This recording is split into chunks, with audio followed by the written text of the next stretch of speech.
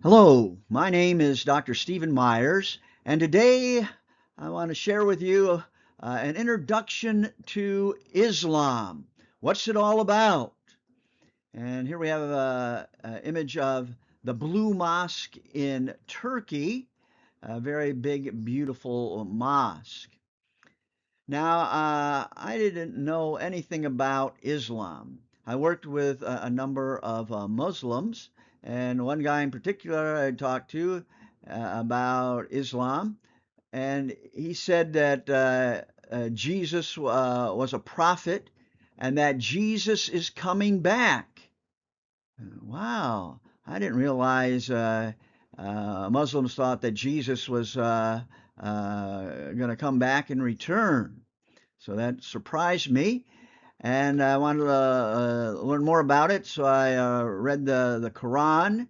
Of course, I didn't understand all that I was reading, but I read the Quran and started studying more about Islam because of this one person in our interaction. And so I want to share with you sort of an overall introduction. It's not complete, but hopefully it gives you a better idea of what Islam is all about. Here's some background information. It looks like I'm going to need my glasses for this one here.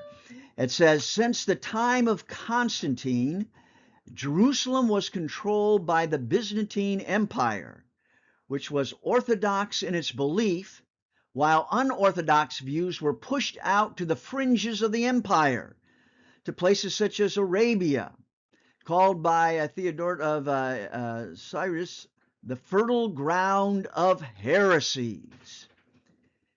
In 614 AD, the Persians of the Sassanid Empire captured Jerusalem, killed thousands of Byzantine Christians, and allowed the Jews to return. In 629, Heraclius defeated the Persians and entered Jerusalem carrying the true cross.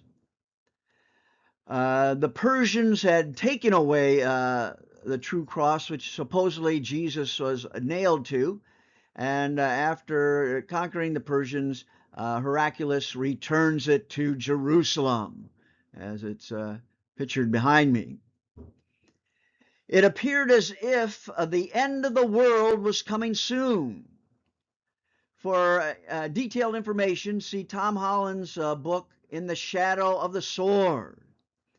Also see Seeing Islam as Others Saw It by Robert Hoyland. The Byzantine Empire paid off the Arabs, but they ran out of money, so the Arabs resorted to raiding, especially caravans. And the wars between the Byzantine Empire and the Persian Sassanid Empire of the early 7th century left both empires exhausted, leaving a power vacuum in Arabia and allowing the Arabians to easily take over the Holy Land.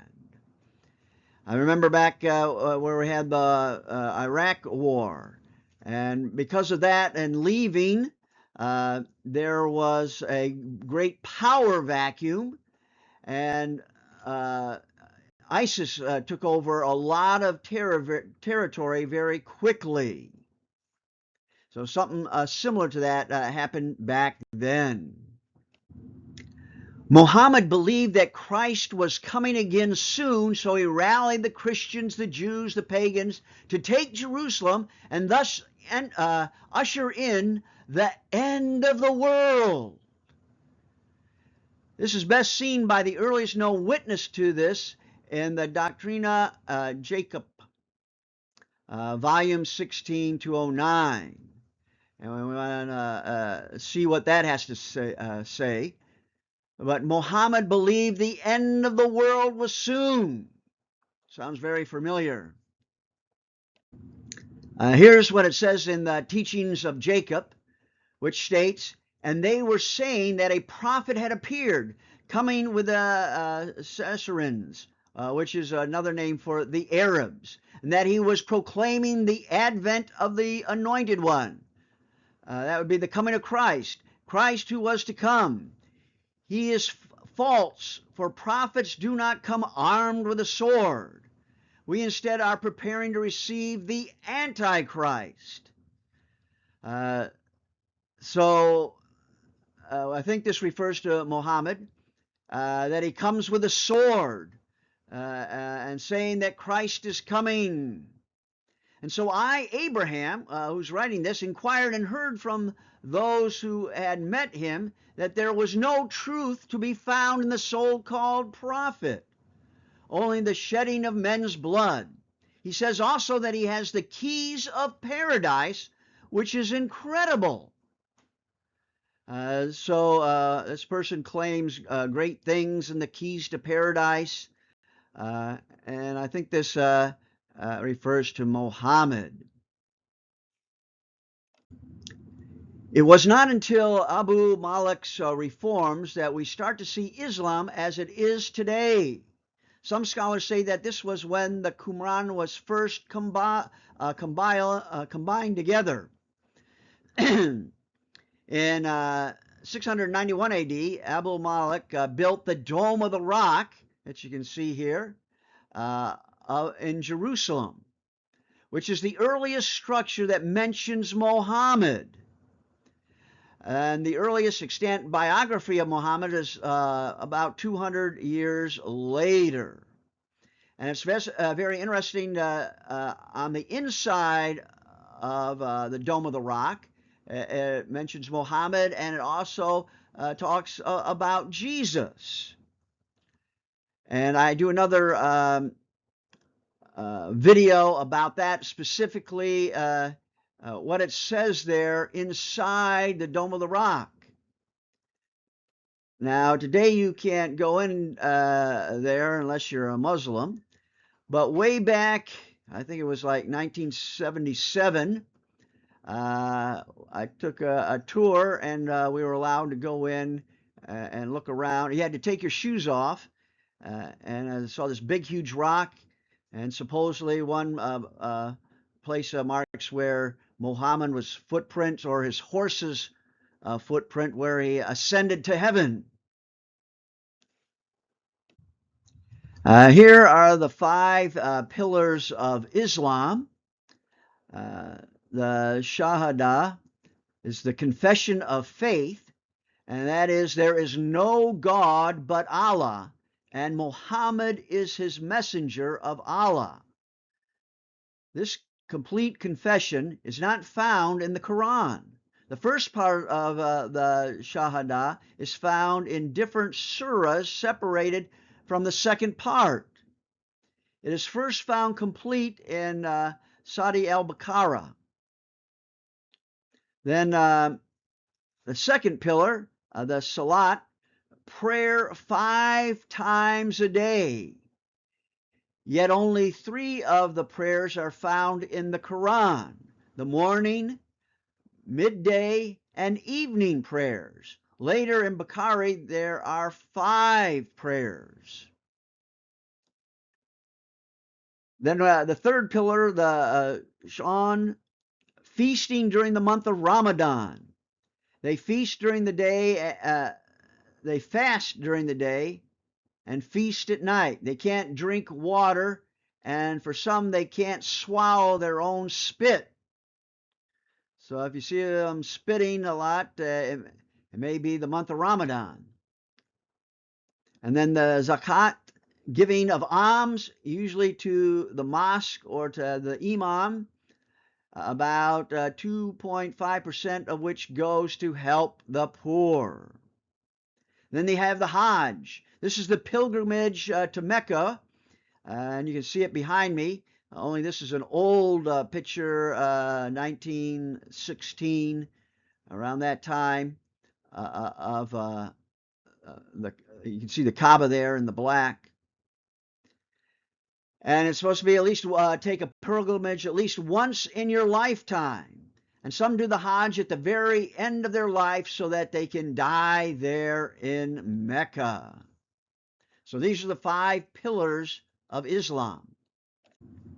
Then there are the 6 articles of faith: belief in Allah as the one and only God, and God has no son. So they don't believe Jesus was God's son. He was a prophet, but he wasn't the Son of God or divine, no Trinity. The Muslims do not believe in a Trinity, and that Jesus was not his son. God has no sons. Then number two, belief in angels. The angels are made from light, and angels sit on each shoulder. One writes down your good deeds, and the other angel writes down your bad deeds. Then there are jinn, which are spirits made from the flames of fire, who can be good or evil. We get the word genie from jinn. There is a devil called Iblis, which we call Satan, who rebelled against God. Then number three, belief in the holy books, the Quran being the last holy book revealed to Muhammad by the angel Gabriel. The gospel is revealed to Jesus, the Torah was revealed to Moses, and the Psalms was revealed to David. The Quran, with 114 surahs or chapters, is perfectly preserved, but Muslims believe the Gospel and Torah and Psalms have been corrupted. So the Quran to them is perfect, while the Gospel and the Christian Bible has been corrupted. And Muhammad came to correct this, they believe. Belief in the prophets. Adam was the first prophet, then Abraham, Musa, Moses, David, and Isa, Jesus.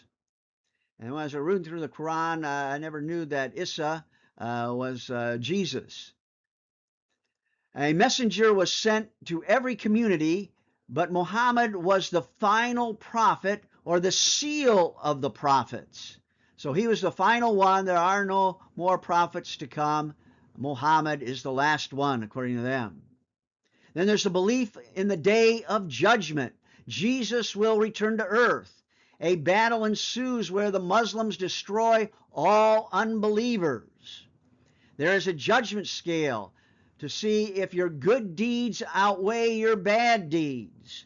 If you have more good deeds than bad, you can enter paradise. You are saved by good works, according to the Muslims. Belief in predestination. You are predestined to paradise or to hell before you are born. Allah has written out your birth, death, and destiny. God controls everything in your life, your thoughts, your actions, and even can lead you astray. There was an Indian woman that would walk out into the middle of the traffic saying, "If it is God's will, I will make it to the other side." Some don't believe in vaccination because God will protect them. We don't need vaccinations. God will protect me when I cross the street. I remember one guy hearing that he would hold up his King James Bible when he crossed the street in the middle of traffic and not waiting for the green light, because God would protect him because he had the King James Version. Where here you have the Quran, that will protect you. Here's a standard lifeline of Muhammad, and there's some debate about it, but some of the key dates are in 610, his first revelation he receives from the angel Gabriel. So that was a very important date. And then in 622, the migration to Mecca, and that marks the beginning of the calendar,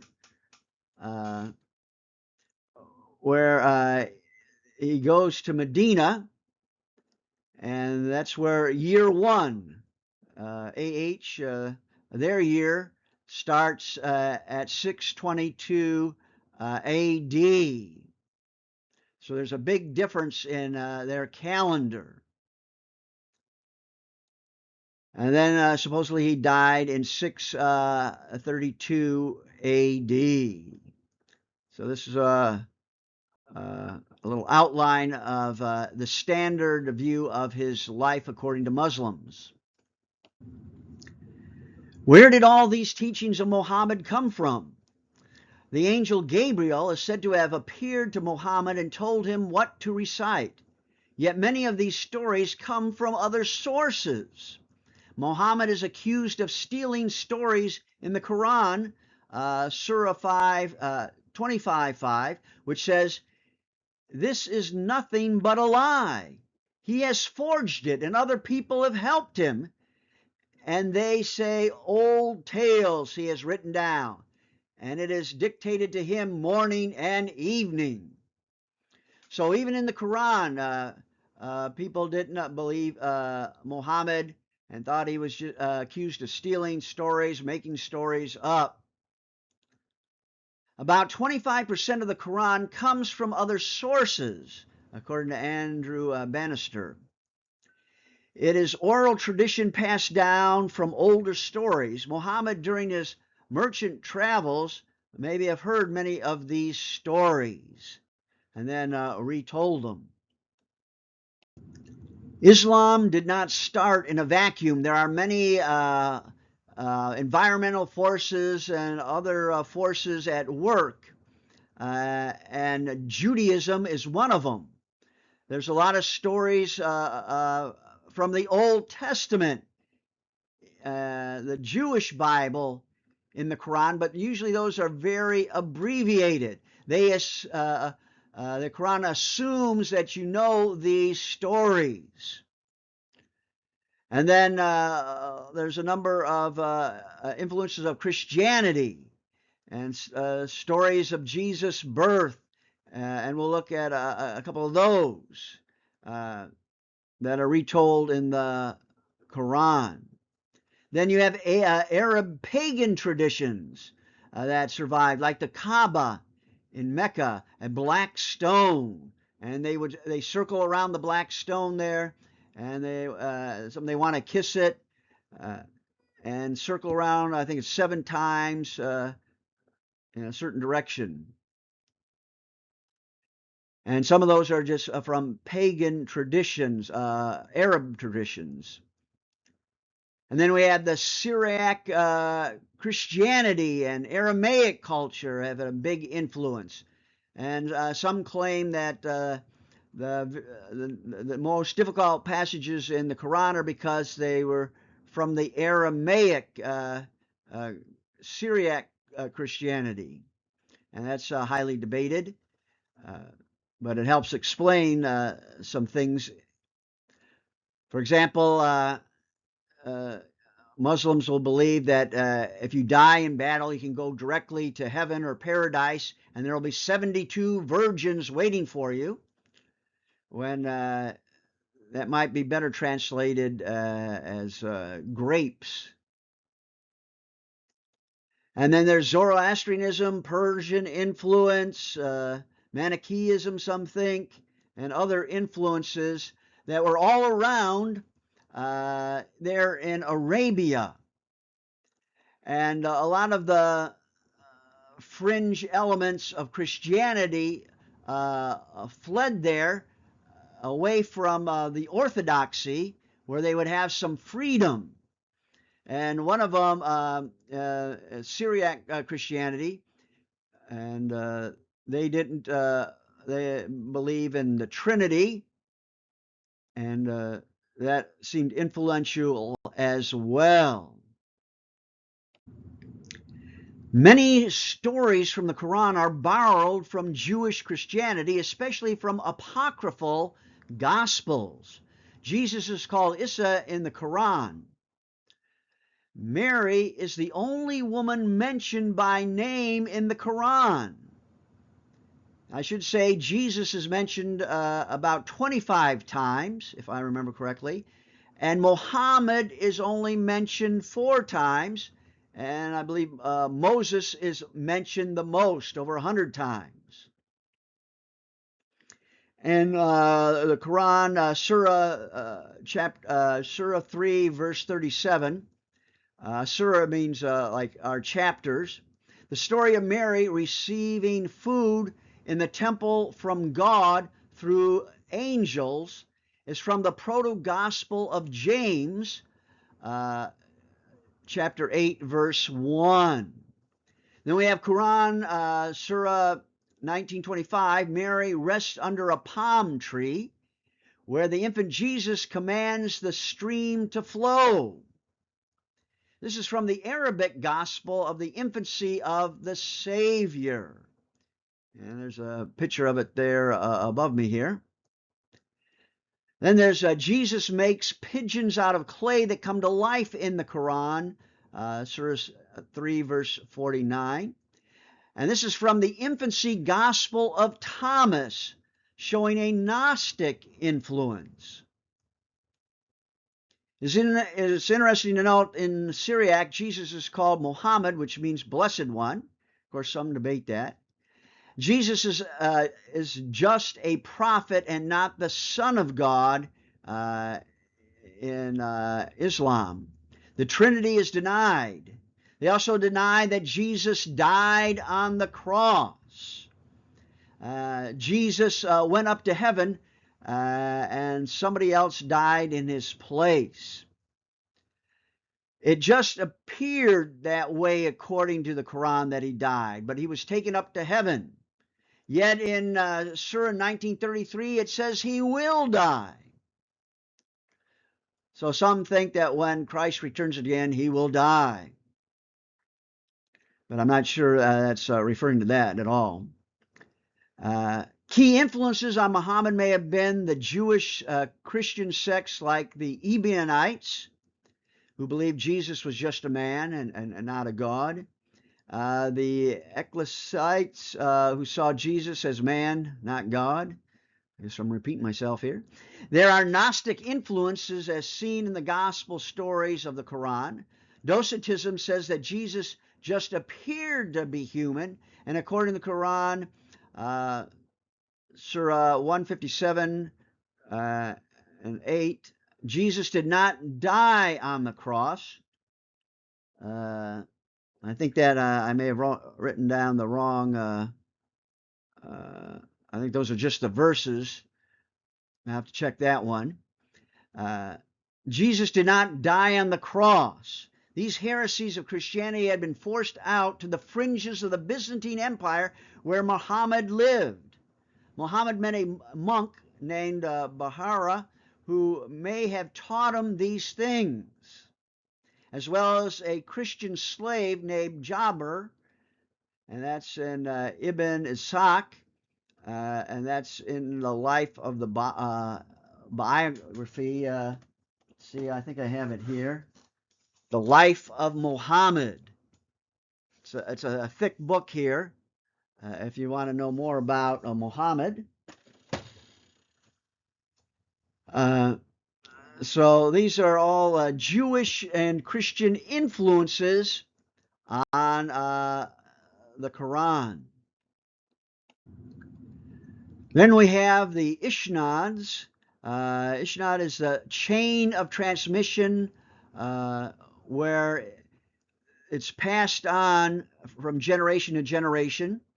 And it starts out with the Prophet Muhammad, and he passes what he gets from Gabriel, the angel Gabriel, on to the companions. And then the companions pass it on to a successor, and they pass it on, this is verbally, pass that on to others, till it comes to Bukhari, who collects all these sayings. And he collected thousands of sayings. A lot of them he threw out, but he tried to collect the best ones that had the best chain of command or best chain of transmission, passing from one person to the next. And this gives you an idea of how it worked. It's very similar. I remember young where we sat in a circle, and you started at one end, and that person whispers in the ear that person a sentence or two, and then that person turns to the next person, whispers in their ear what it is, and it goes all the way around the room. By the time it gets to the end, it's completely different. And they say this oral tradition that's passed on is accurate, but many doubt that in scholarly circles. As I said, the Isnad is a chain of authorities attesting to the historical authenticity of a particular saying.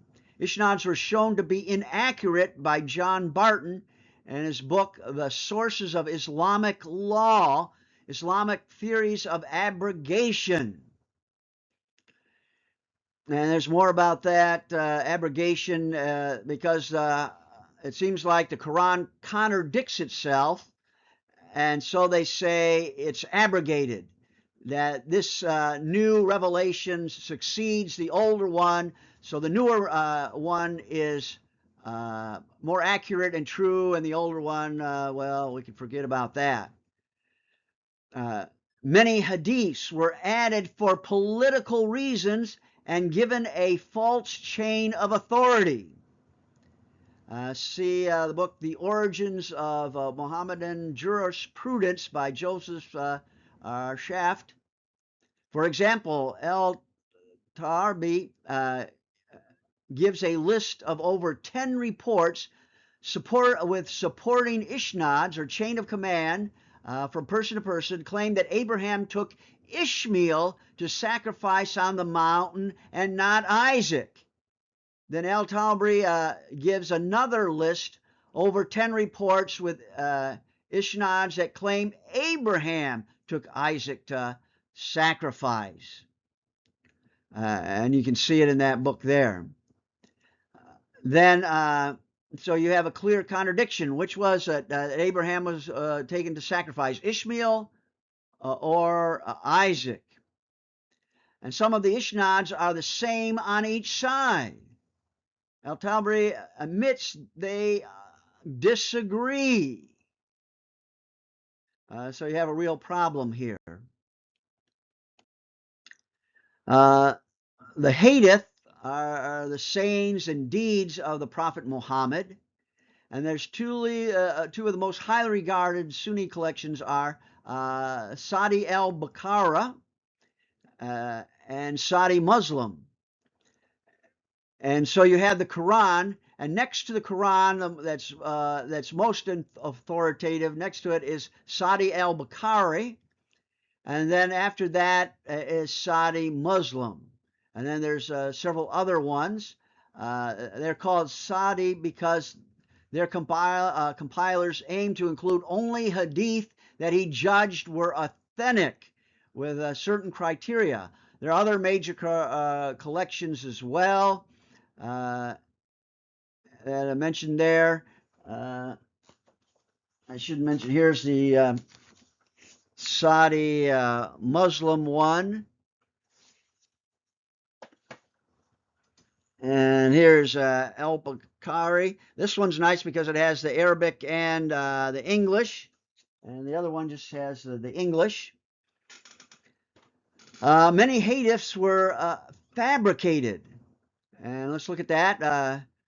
Gozir, one of the early writers about Islam from an Oriental point of view, writes that European critics hold that only a very small part of the Hadith can be regarded as an actual record of Islam during the time of Muhammad and his immediate followers. One of the earliest Muslim scholars to recount contradictory hadiths as an argument against their use was, I can't even pronounce his name there. The most influential modern critic has been Abu Ra'a, who wrote Lights on the Muhammadan Sunnah, showing that Abu Hurairah is unreliable. And Al-Bukhari and the Hadith by R.I. Taylor, W.R. Taylor, concludes that many hadiths were appropriated from the Talmud and Mishnah. According to Daniel Brown, the major causes of corruption of the hadith literature are political conflicts, sectarian prejudices, and the desire to translate the underlying meaning. So we have many additions that they think were put in. Maybe a caliph wanted something to be permanent, so they make up an isnad, chain of authority, to make this saying reliable. So a lot of it is that. Some is jurisprudence, just some of the laws that they want to add in there. And some tries to get at the underlying meaning.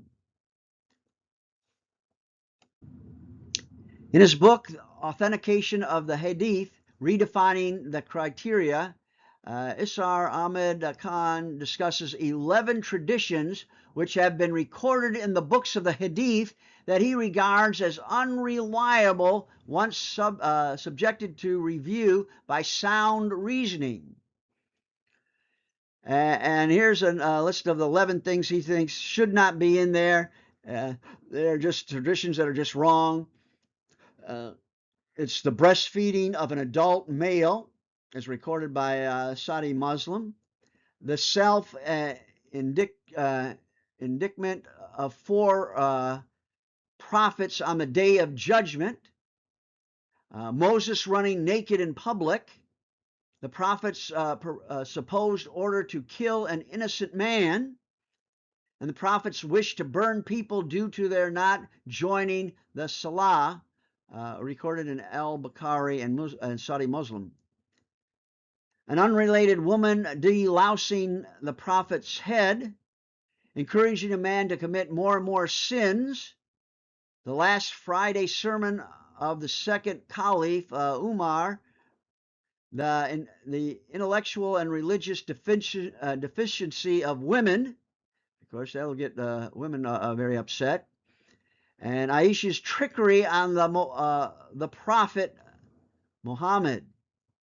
Then there's the burning of ants' nest by a previous prophet. So all these, he thinks, these are crazy, ridiculous things that should not be in the Hadith. And also, there's more Saudi hadiths that contradicts one another. And here's one on, they differ over how long Muhammad stayed in Mecca after revelations to him commenced. Saudi al-Baqarah in Surah 4, verse 56, and verse 748 state that Muhammad stayed 10 years in Mecca, while Saudi al-Baqarah, again in chapter 5, the very next chapter, says that he stayed 13 years in Mecca. So which is it? Is it 10 years or 13 years? So we have contradictions within the hadiths. And this is Saudi al-Bukhari. Some Muslims think only the Quran should be followed, such as al-Kalam, who states that the corpus of hadith is filled with contradictory, blasphemous, and absurd traditions. The hadith may not be accurate, but what about the Quran? So this one says that these are all they're contradictory and not accurate, so you only follow the Quran. But is the Quran accurate? And has that been preserved? And I do a special 2-part series about looking at the oldest Qurans and finding out, no, they aren't. There are variances and differences in the oldest Qurans. Is Islam united? Is all Muslims the same? No. There are a number of major divisions. Sunni Sunni Islam is in the majority. Most people are Sunni Muslims. But even that has four different schools of thought. And I won't try to pronounce those. And then there's the Shiites. Shia is in a minority, and they mainly live in Iran and Iraq. And then we have the Sufism, or the Sufis, which is Islamic mysticism, and it's famous for the whirling dervishes. And then the Ibadi school of Islam is prominent in Oman. And this came out of certain movements which started in 657 AD. Now, the major differences between the Sunni and the Shiites is that the Shiites follow the blood relatives of Muhammad, starting with Ali. And they thought he should be the next one. But the Sunnis thought, no, what we do, it's a democratic, we vote. The key leaders vote who should be the next caliph. And so and that split the Shiites and the Sunnis. And so the Sunnis think the Shiites are heretics and vice versa.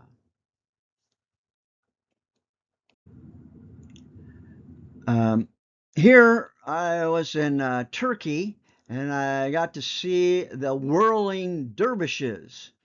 And as their worship of God, they dance, they twirl around. And they think that will bring them closer to God, give them a mystical experience with God. And I heard of even some that they keep twirling faster and faster and faster until some just fall down. But these here, they didn't keep going faster and faster. And I'll sort of play a few seconds of this so you can see this for yourselves. And that's how they worship God and supposedly got closer to God with this mystical dance. And I guess, I don't think there was any music. I can't remember if there's music or not there. But this gives you an idea of the whirling dervishes, if you can't make it to Turkey or other places.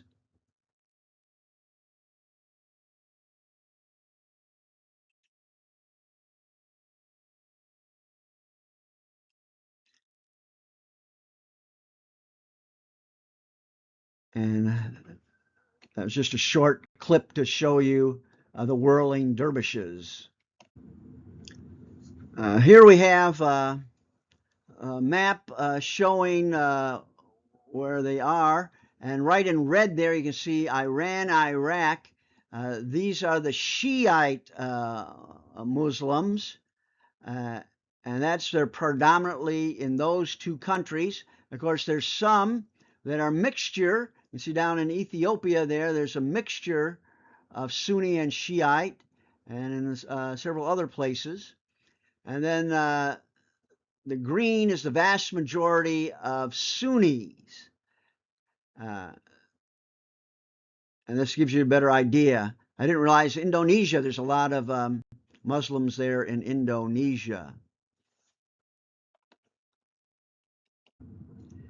There's the so-called golden age of Islam, which I think was not so golden. Yes, the Jews and Christians were tolerated, especially in the Andalusia. This is in Spain. The Muslims conquered Spain and held it for a while till Ferdinand drove them out and issued a decree that they must leave, as well as the Jews. But the Jews and Christians under Muslim rule there in Spain were considered second-class citizens and had to pay a jizya, a tax, So you had to pay a tax, or else you had to convert to a Muslim. And there's an interesting book called The Myth of Andalusia Paradise. And in Al-Andalus, the Christians were under dhimmiya, that is a contract of protection by the Muslims. And this is where they're required to pay a tax in a humiliating way. It was nothing more than a gangster-like protection racket, claims Dario. So there's other things that went on there. I have a whole list in my book about that. The golden age wasn't so golden. Well, the taxes and other things that you were required to do. And here I have a picture of the famous Alhambra fortress there in Granada, I believe. And that's very interesting to see that fort built by the Muslims. The earliest Christian assessment of the Muslims came around 730 A.D. John of Damascus published on the heresies. He writes of a false prophet named Muhammad who, having happened upon the Old and New Testament and apparently having conversed in like manner with an Arab monk, put together his own heresy. And after integrating himself with the people by pretense of piety, he spread rumors of a scripture brought down to him from heaven. So having drafted some ludicrous doctrines in his book, he handed over to them this form of worship. And that's in Hoyland, Seeing Islam. And there's also a book, John Damascus, the first apologist to Muslims, by Daniel Janosky. Here it is right here. And that's also very interesting reading about John the Damascus, who lived under Islam there at the very beginning. And he has interesting things to say about Islam for more details. But he considers it a heresy, a Christian heresy. I want to wrap it up here with some resources. Of course, I just showed you that book, John of Damascus here. And then we have some other books, Creating the Quran. And this is how he thinks it formed, not the usual way. And he has some interesting takes on that. Then The Life of Muhammad. It's a very thick book, and I think some of it's very gruesome with all the wars and things that went on back then. And then there's Early Islam, a critical reconstruction. It's very good.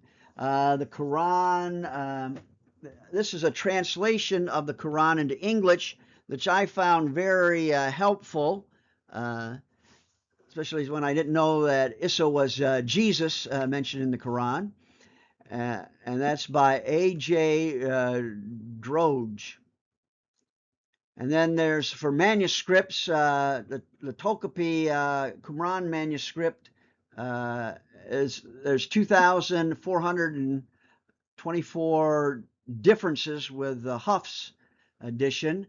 And there's more about the Qumran, the Quran history, the oldest manuscripts. And that's one of the key books there. And then, of course, not last but not least, is my little booklet on insights to Islam, where a lot of these things that I just said today are in hardback, in print. And if you can't afford that, you can go and get it for free online. It's on Academia EDU.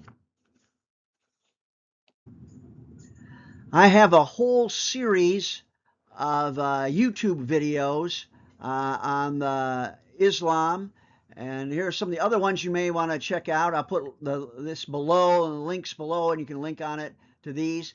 The scientific errors that are in the Quran. And there are a number of them. And one of them is that, well, I better not tell you which one. There's a number of errors there you can see in the Quran and the Hadith.